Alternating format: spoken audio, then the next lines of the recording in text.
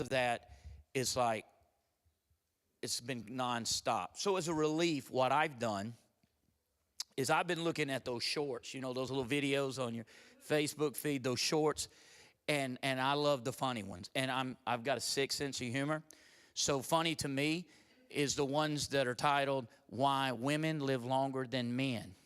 Then it's videos of men doing stupid things, like really, really, really stupid things. Things that you laugh, and then you feel bad about laughing because you're like, that guy's got to be slow. I mean, that's serious right there. That's something. I mean, so I look at these things today. I get a phone call earlier. I'm going to talk about this in a little bit, but it's a praise God. But sometimes I recognize what God is up to by the difficulty and the opposition to it. So somebody calls me, somebody that I've been working with for a while. They've been a heart for ministry for about, it's been about 3 years when we first came in contact with each other. But the last few months, they've doubled down and said, I've got to do something for the kingdom of God. And so it's a group of people, and they've called me, met with me several times. They love the vision, the collective vision of the Grace and Mercy Ministries and everything that we've got going on around here. So they're like really asking, and they said, can you come look at a facility? And I said, yes. I said, send me the address. So they sent me the address. I'm in my truck. So I start heading that way. So when I get there, it says I'm there. Okay, on my phone, I'm there. I plug it into my truck, GPS. They both say, I'm there. This is showing the address. All there is a driveway to the right. Well, it looks like a driveway. It looks like a really nice entrance. And I say, okay, this must be it. This must be the property. So I turn and I start going down it. Well, it's a dirt road with a ditch on both sides. And about halfway into the driveway, it opens up, and I'm realize, okay, there's maybe nothing here, but it goes around this big hill, falls off this hill, and I said, it must be back there. So when I turned to go around, it's like all of a sudden, I start sliding sideways.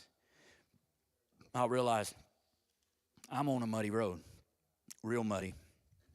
When I get around the corner, it's straight downhill. Remember, ditch on both sides. You can't turn around. Okay, I've got a lot of redneck in me. I do. I've got a lot of, I grew up down at my great-granddaddy's, my granddaddy's. And so I know how to drive on muddy roads. I also know when it's a really bad muddy road, you don't want to stop. You got to keep going. But then I come off this hill into a freshly plowed field with a road going across the middle of it, and it's been raining for 24 hours. And I'm like, okay, no place to turn around. There's drainage ditch on both sides. If I leave this road, I'm in this field, and I know I'm not getting out of it. So I'm like, I look off across this, 100-acre field, and there's a railroad track. And I said, okay, if I can get to the railroad tracks, I can get up on that gravel, and I can get turned around on the gravel, and then maybe I can make it back across. Guys, I'm telling you, I was throwing a muddy rooster tail 15 feet high because I knew if I ever got stopped, I was done. And the further I got, the muddier it got. And I'm like, oh, my goodness. And so I'm getting all the way across. Listen, I could have walked faster than I was going. And I had it floored, throwing mud forever. And I'm just like, okay, God. Okay, God. Okay, God. And I'm thinking in my mind, who has a truck that could come down here and then pull this diesel out of this field? Man, it would take a backhoe with a bulldozer to come out of that place. So I go all the way across it. I get to the train tracks. I call the lady I'm supposed to meet, and I say, look, I'm probably not making it today. I'm probably stuck in this field. I don't know how long it's going to take to dry out. I'm probably going to be here for a couple of days camping out in the truck. So she said, oh, no, I'm coming to get you. I said, no, don't come to get me. She said, send me a ping. I'll come get you. No, listen, you don't understand where I am and what I just went through. I said, no vehicles getting out here. I said, it takes some mud tires. So I'm sitting there on the railroad tracks, okay, because I pulled up on the railroad tracks. That's got big gravel. I'm sitting there, and then I look off. I said, okay, yeah, this is right. Yeah, a train's coming. I can't make this kind of stuff up. So I'm like, okay, so I can't back down in the mud. I got to stay on the gravel. So I just back up far enough that I'm off the tracks and the train can go by, but I'm right there looking at it. So the conductor on the train's leaning out the window going, and I'm like, I don't know what I'm doing. Yeah, just pray for me. I mean, I was giving him signals. I was like, maybe lasso it and pull down the track so I can get to a gravel road to get out of there. So I finally kind of got it turned around a little bit, and then I said, okay, God. So I came off that hill as fast as I get some momentum, and I'm just going just like this. I mean, just all the way across this field. And then I said, okay, now I got to climb that hill I came down. And so I said, if I don't get my speed up, so I'm going as fast as I can, just as, in all this mud. I'm slinging mud everywhere. I'm getting up to the top. When I finally get up to the top, I'm like, okay, God, this is important because all of hell is trying to keep me from meeting with this lady. And I said, okay, now, when it talks about wisdom, if I had never been in a muddy road, if I had never been four-wheeling, for pleasure for thousands of years of my childhood, if I have never been stuck on stupid, you know what I mean? Where we can make it. The guy that's sitting in the passenger seat is usually the dumbest guy in the vehicle. You know what I mean? You come up to a mud hole and you're looking at it and you stop before you go to the mud hole, and what's the guy in the passenger? Oh, we got this. Man, we got it. Go ahead. We got this. Isn't that the way it works? The driver's like, man, I don't know. That looks awful deep. No, man. I've been through here plenty of times. Go ahead. We got it. And then you go, bloop, and water's rolling over the hood. All right? So there's a lot of times I've been in those situations before, but, I mean, you know what? A lot of times people, when they get in a situation, what you want to do, you just want to stop. You just want to stop. You just had to keep going. Some things you've got to have experience to learn. You follow me? So wisdom sometimes is through experience, being there, done that, and knowing what to do in certain given situations. But what about the first time through a situation? How can you be wise in that moment? Because we can look back, and hindsight's always 20/20. We're really smart right now. Can we go back and live our lives just a little bit better, knowing the second go round what to do? Because the first time didn't work out. Okay, this is what I'm going to try. I'm going to do anything but what I did the first time because I know how that works out. One of the first things that we did at the ranch when we first started, and I loved this exercise, is writing a letter to the younger me, the younger you. The night you got high for the first time, the night you got drunk for the first time, the first big stupid mistake that you made, write a letter to the younger you on that day. The majority of people say this to me, I'm going to do it, but I know for a fact that younger me won't listen. I'm going to do this, but I know for a fact that younger me won't listen. Remember how hard-headed we were? Okay, so are you still that hard-headed and not listening?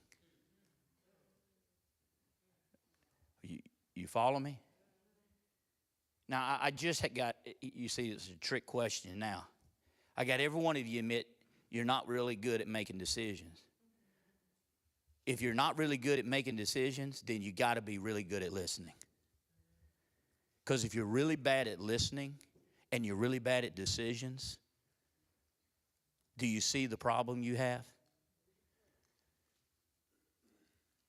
So when we look at the book of Proverbs, it starts off, first of all, let me give you some background. Solomon. Everybody in the room knows who Solomon is. The wisest man that ever lived. You can go look at 1 Kings, and it tells us that Solomon wrote over 3,000 proverbs. Over 3,000 proverbs. In Ecclesiastes 1, he calls himself the preacher. Because he wasn't just the wisest. A person with that amount of wisdom is constantly giving out wisdom. The problem is that when we're stuck on stupid, we don't know. You know, some of the dumbest people I know are the most hard-headed. Some of the people that make the absolute worst decisions, you know, and it are some of the people that are so hard-headed they won't listen to anything anybody says. So if we all in the room have just admitted that we have a history of making bad decisions, then we must be the best learners in the room. We have got to listen. We've got to learn. Solomon's talking about wisdom. Solomon, the wisest man that ever lived, he did not write all of these proverbs, but he collected all of these proverbs. And these were some of the most popular proverbs that Solomon had, that he collected from other wise men, that he would preach and teach to people when he would speak. People came to listen to Solomon from all around the known world. Did y'all know that? People came from all over the world because his wisdom was legendary. People wanted to come and listen to him, sit before him, and just let him teach them. And so he calls himself the preacher because he was teaching, and his number one subject to teach was wisdom. How to be wise. I think it's so important that my dad also thought it was so important that every month I will read one chapter of Proverbs every day. Not legalistic about it, because some days I'll get away from it and I'll go to Psalms, but I always come back to Proverbs. Every one of my kids have read the book of Proverbs multiple times because I want them to be wise. So you can read Proverbs whatever day of the month it is. You can read that proverb. There's 31 chapters in Proverbs. So every month you can read through Proverbs, and every month you need to. Because you've already admitted you're not really good at making decisions. And if you're not really good at making decisions, you need all the help you can. It starts with pride. We just don't want to listen. We don't want to take advice. We don't want to hear anything from anybody. But yet everybody in the room says, man, I'm not good at making decisions.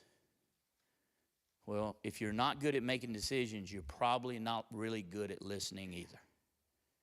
Because if you were a good listener, you would probably be a wiser person and make better decisions.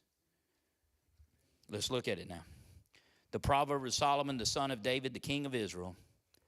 Look at what he says. The premise of this collection is to know wisdom and instruction, to perceive the words of understanding, to receive the instructions of wisdom, justice, judgment, and equity, to give prudence to the simple, to the young man knowledge and discretion. A wise man will hear and increase learning, and a man of understanding will attain wise counsel. Look at what it says now. A wise man will hear. How many ears do you have? How many mouths do you have? Okay, there's your clue. God intends for you to listen twice as much as you talk. Now, some of you got to make up for lost time because y'all been talking twice as much as you listen. So if you've talked more than you listen for the past 10 years, you got to catch up. So you probably just need to shut up for the rest of the year just to get called up. You follow me? You need to pay attention now because I'm speaking some truth here. A wise man will hear. How can you hear when you're talking all the time? You can't. A wise man will hear and increase learning. That means there's a never point. Now, this is talking about a smart fella. A smart fella already knows a lot, and he's still learning. A wise man will learn. How will he learn? He will hear and he will increase because he's hearing, because he's listening. And a man of understanding will attain wise counsel. You know what? A man of understanding. That means a man that can take information and grasp it. He will seek out understanding. He doesn't assume he knows what it's saying.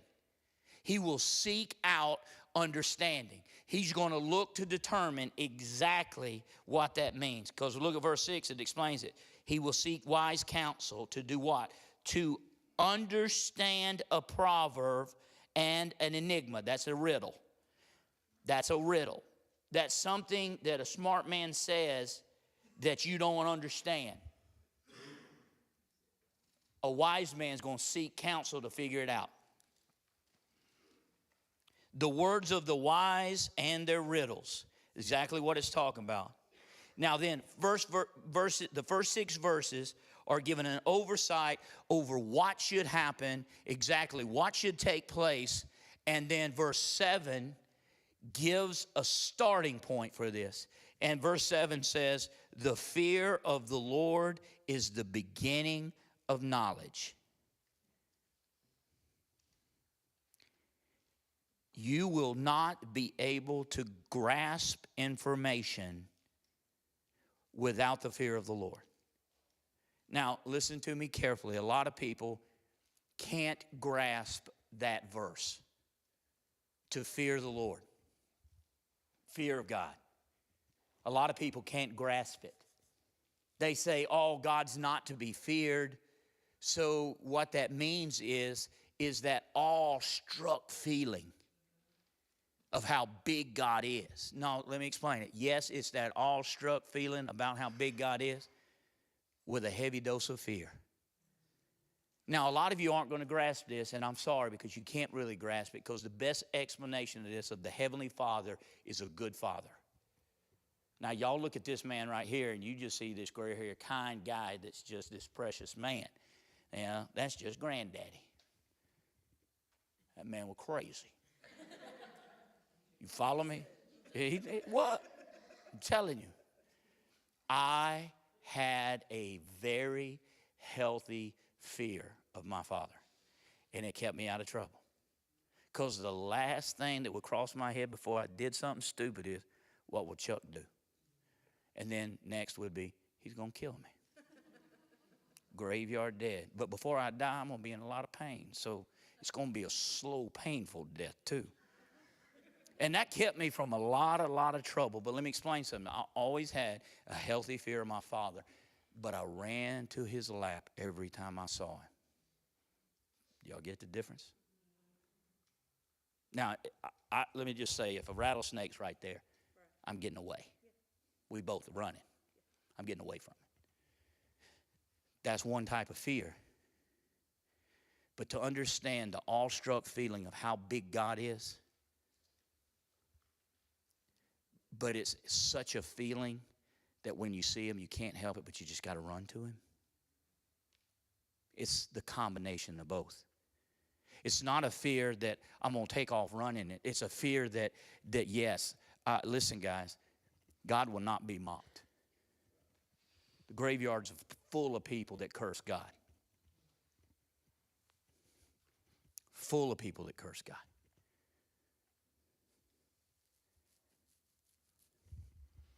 I've heard a lot of people say some things, spitting in the face of God. And God's big enough, he can handle a lot of things, but he's not going to be mocked. That a man sows, he shall reap. And I'm going to tell you something that the scripture teaches us. We ought not fear man. But every man will stand before God, and they will hear one of two statements. Well done, my good and faithful servant. Or depart from me, you worker of iniquity, I never knew you. That ought to strike fear in the heart of every man. There is not one person in Scripture that came in contact with a messenger from God that appeared to a human being on earth that came directly from God, that the first words out of their mouth, they just came from the presence of God. They were not God, but they had the countenance of God because they were in the presence of God and came into the presence of man. And the first statement of every person is they would fall on their face, and the first words from the messenger would be, "Fear not." Why? Because everybody that came into the presence of a messenger of God, an angel, was struck with fear. And they weren't God. They just directly came from God. His countenance would shine upon them. When Moses spoke to God, his face would glow. He would have to cover his face because people were scared to death of him because he had been talking with God. That's how big he is. But then man became flesh and dwelt with us. And we saw the person of Jesus, loving, full of grace and mercy. But he's still God. Until you understand the all-encompassing power of God, you're not going to begin to be wise. There's a lot of smart people. That doesn't mean they're wise. Matter of fact, some of the highest IQ people on the planet have no common sense whatsoever. You know? You look at this and says, okay, if you're going to begin to learn, it's going to start with the knowledge, the encompassing power of God and how big he is. Sure, don't fear man. Fear the one that will judge your soul for all of eternity. That's the one to fear. Now, it's not this fear that drives us from him. It's this awestruck feeling of how powerful he is, but you're drawn to him.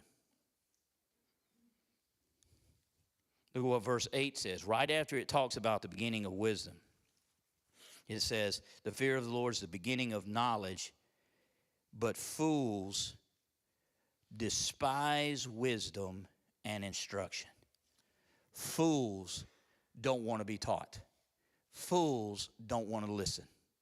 Fools don't want to hear what you got to say. That's a fool. Full of arrogance, full of pride, and don't want to listen.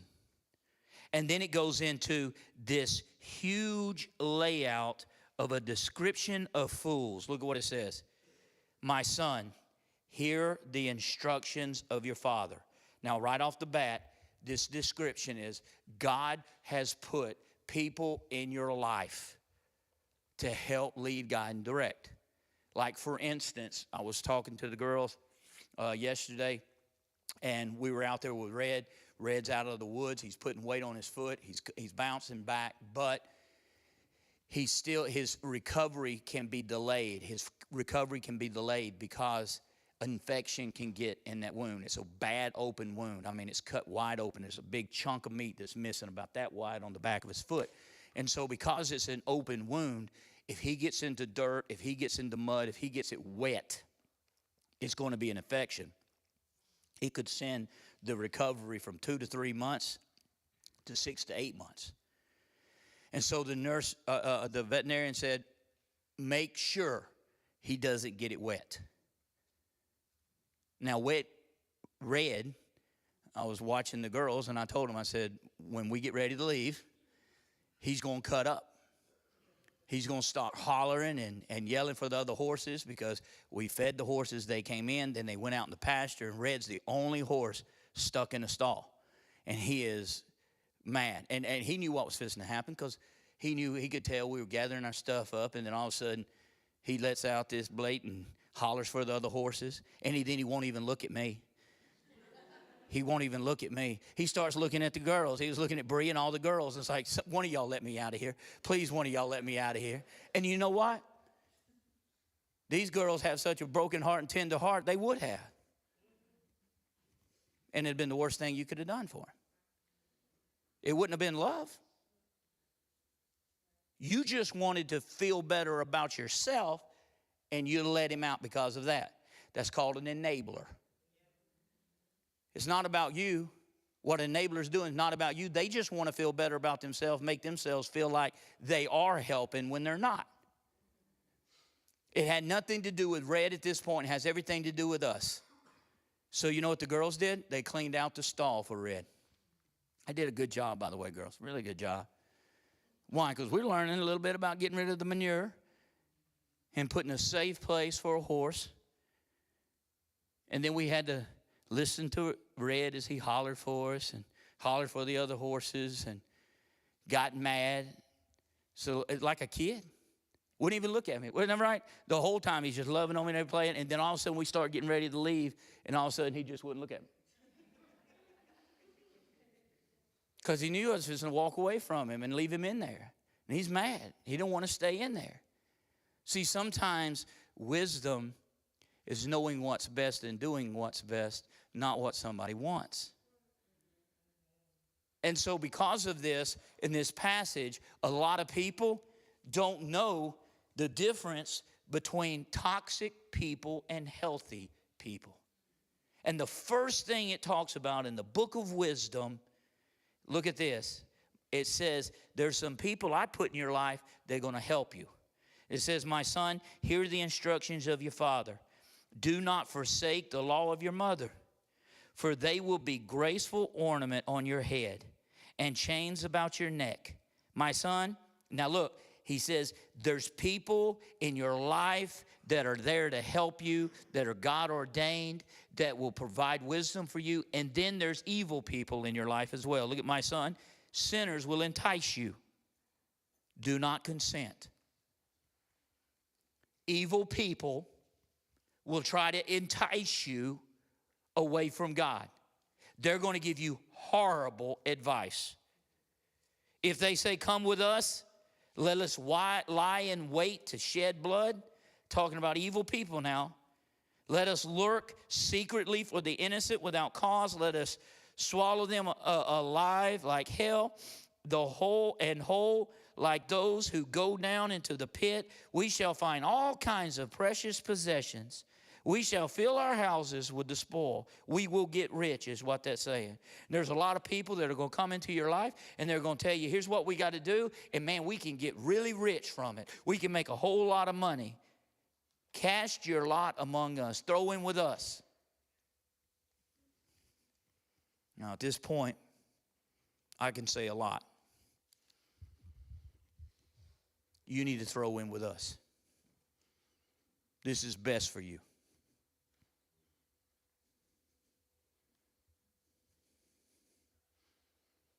Y'all know exactly what I'm talking about. Right, guys? So a lot of people pull you in. Why? You didn't have a loving, nurturing home, and inside of you is this desire for a loving, nurturing home. You know what it is? You have a desire inside of you to be led. So the problem is, when you don't know who the godly people are and who are the good people that will lead you in the right direction, you will naturally, listen to me, naturally seek out somebody. And the problem is, your first mistake you make is you seek out the wrong people. You surround yourself with the wrong people. You align yourself with the wrong people. You run with the wrong crew. You think it's your family, but it's not. Do not walk in the way with them. Keep your foot from their path. For their feet run to evil.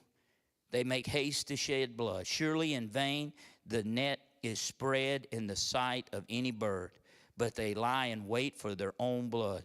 You hear that? They lurk secretly for their own lives.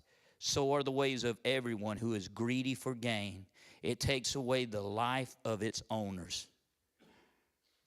The people that are predators preying on other people are literally preying on their own life. They're destroying their own life. And you're throwing in with them. You're throwing in them. The first thing it talks about, he says, okay, you need to listen to mom and dad, and then you don't need to listen to stupid people.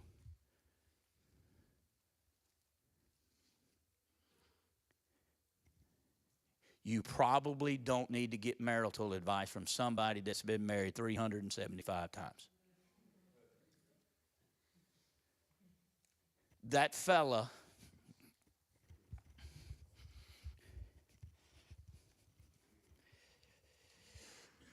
if you talking to a man about women advice and his woman is hell on wheels, y'all follow me? If his pick her is broken, why do you want to listen to him? You know what one of the wisest things I've said to somebody from pastoral counseling standpoint? Y'all ready for this? This is going to sting a little bit. Whoever told you that is an idiot, and you're an idiot for listening to them. And if you want your life to get better, never talk to them again. Ever. A lot of times you don't even recognize the people. You know what? You made bad decisions, right? Okay, we all raised our hands. We all said bad decisions. There was probably somebody in the passenger seat saying, go ahead. Every one of those bad decisions, there's probably somebody sitting up there, oh, it ain't that deep, man. We got this. Go ahead. Okay? And then when you walking out, because your cell phone died, because it didn't charge, and you stood there in the mud spinning while your battery died, and you're out of gas, and now you got to walk 16 miles to the next nearest house in the middle of the night with mud up to your waist, that idiot next to you needs to be lost. You need to drop him off in the woods somewhere and say, don't find your own way. I don't know which way we walk. I don't want you to even walk in the direction I'm walking. Or you could use him. You know how you can use him? You say, which way do you think we should go? He said, right down here. And he said, all right, then go this way. But here's the problem. We don't even recognize that. We don't even recognize we had bad situation. We did something terrible. And your boy, your partner, was the one that told you to do it. And the first person you contact when you get out of lockup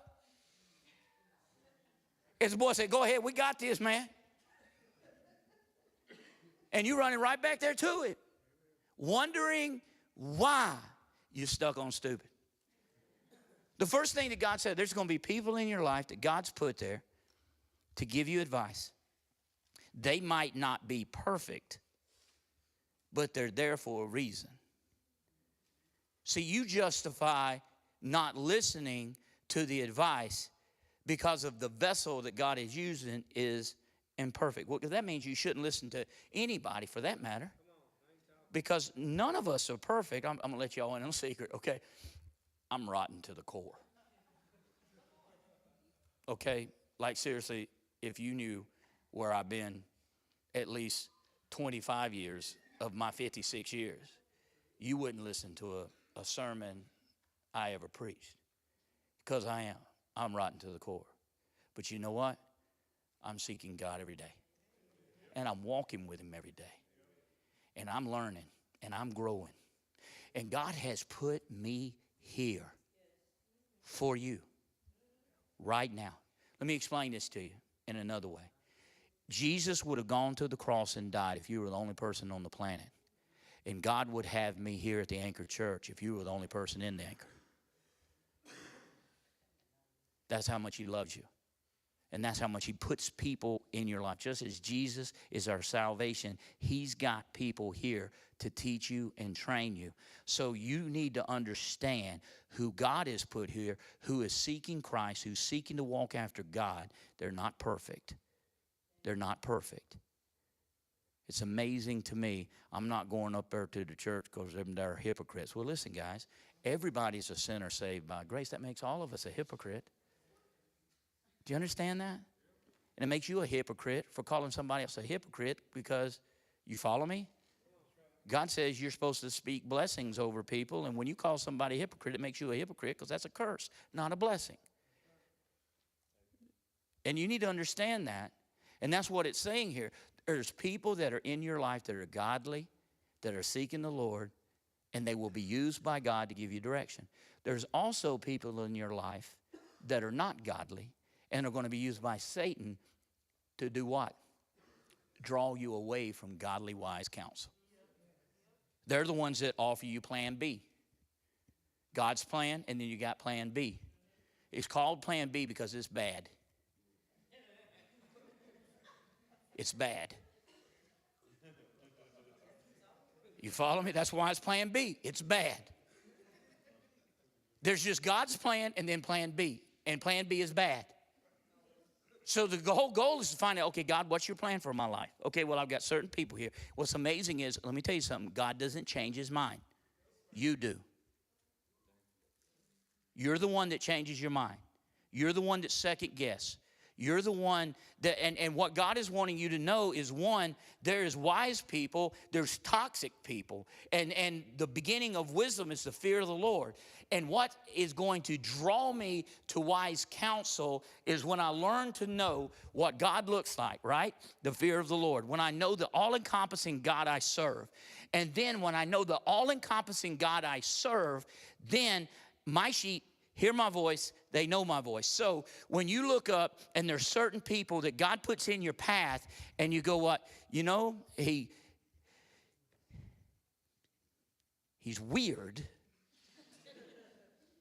but there's something about him that reminds me of Jesus. There's something about him that reminds me of the Lord. See, the disciples, here's the judgment of the disciples. The people perceived that they were unlearned, ignorant men that had been with Jesus. Listen, let me back up and give you the whole phrase. They marveled at their wisdom, knowing they were unlearned, ignorant men that had been with Jesus. In other words, Pastor David can't be that smart. That's it. I'm telling you, that's the way it works. That's got to be Jesus, because Pastor David can't be that smart. I'm okay with that. Seriously, I'm okay with that. I mean, seriously, he takes the simple things of the world to confound the wise.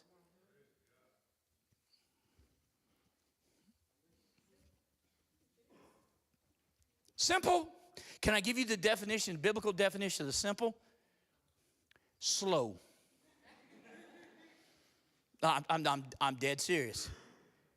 Matter of fact, let's look here. Keep reading in Proverbs. The wisest man in the world is going to use this term, this call of wisdom. Look at this.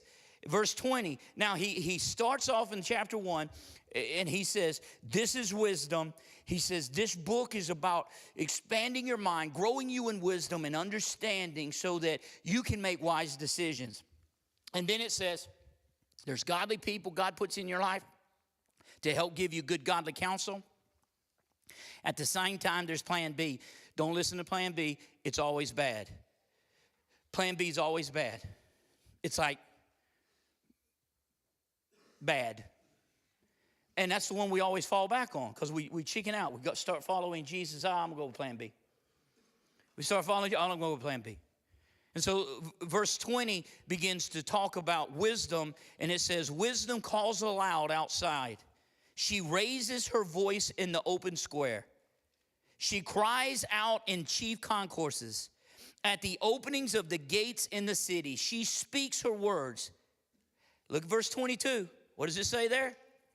How long you, what? Simple ones.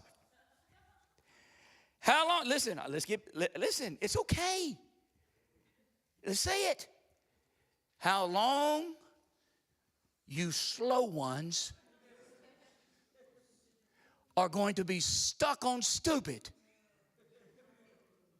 That's what wisdom is crying. Hey, look, all you simple ones, all you slow learners in the room,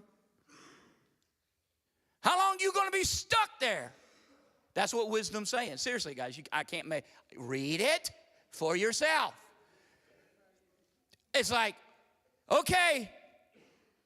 I mean, seriously. You remember when they used to divide us up in class? And put all the smart people over there, the rest of us over here? And I'll start looking around. And all them big IQs over there. And I'm in the other group. I'm like, oh, dang. They calling me slow. Anybody there? Man, I'm there.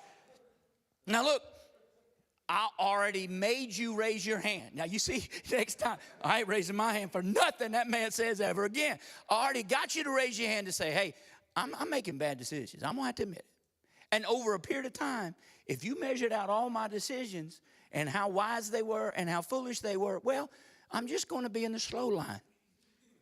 Okay, now guess who wisdom is calling out to? Simple words. That's us. Everybody in the room. I'm like, praise God for the simple ones. These are my people, God. Simple ones. And you know what that means? It's not just stuck on stupid. It's hard-headed, full of pride, arrogant. We just won't listen. I'm going to tell you something about not listening. There's animals can teach you a lot of things. You know what the dumbest breed of dogs on the planet are? No, Chihuahua just don't know it, but they're not really in the dog category. They're like a rat that speaks Spanish. A lab. Now you think a lab is smart, but all a lab can do, a lab is a people pleaser, so he learns to follow instructions of somebody. If that animal is left on its own, it'll die real quick because it is one of the dumbest animals on the planet. I'm going to give you proof of it. We were with my Uncle Paul.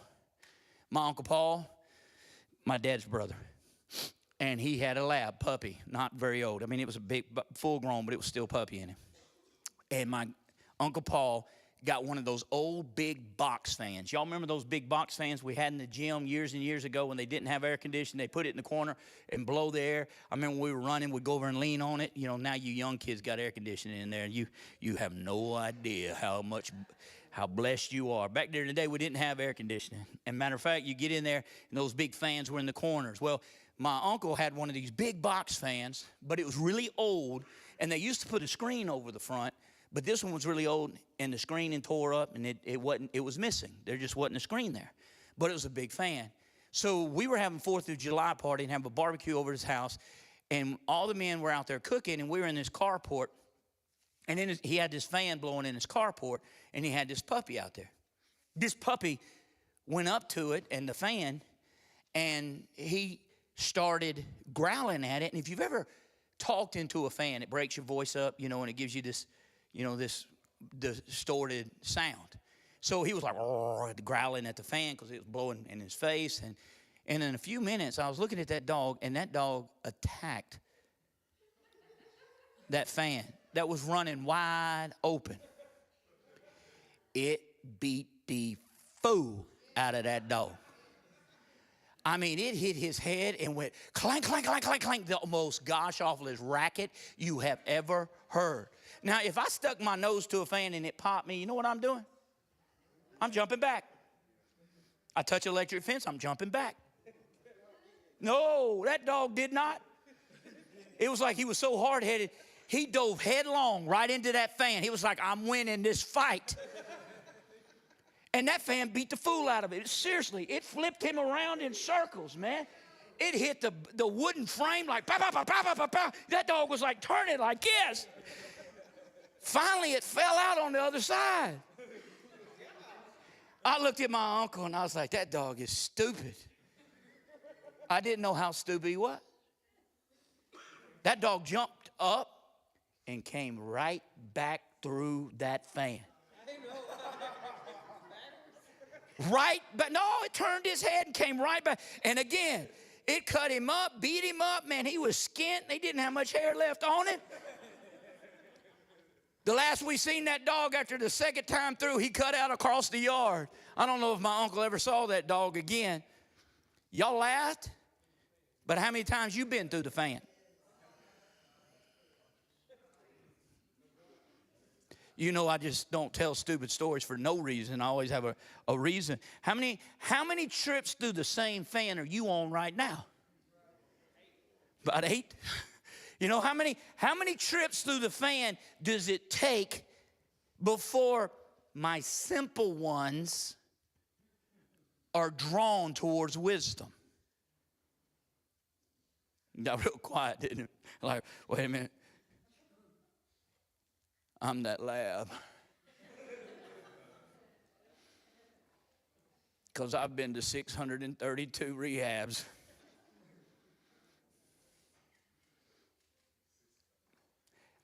Are y'all really following me? I mean, like, really? Because I'm telling you, wisdom is crying out loud for you. How long? How long? Do you know, can you imagine how God in heaven is looking down on us and going, how many times are you going to go through that fan? I mean, I looked at that dog, and I was going to pick up that dog and love on that dog and bless its heart. And then when he went back to it, I said, I want nothing to do with that dog. That dog ain't going to live long living like that. You know what I mean? You know something that stupid ain't going to make it. There's some things that you understand, and there's some things you don't. And right here, there's some things that, wisdom calls aloud outside. She raises her voice in the open. She cries out the chief concourses at the openings of the gates in the city. She speaks her words, and she screams out, how long, you simple ones, will you love simplicity? Okay, let me do it. How long will you stupid ones love stupidity? Doesn't that fit? Doesn't that just hit hard? It should. How long are we stuck on stupid? How long are we going to keep running down this same path over and over again? No matter how many times this path has almost killed us, no matter how many times this path left us alone, scarred, bruised, and left for dead, we're going to run back through it. And wisdom is screaming at the top of her lungs, listen to me. Learn. Grow. And the next verse, turn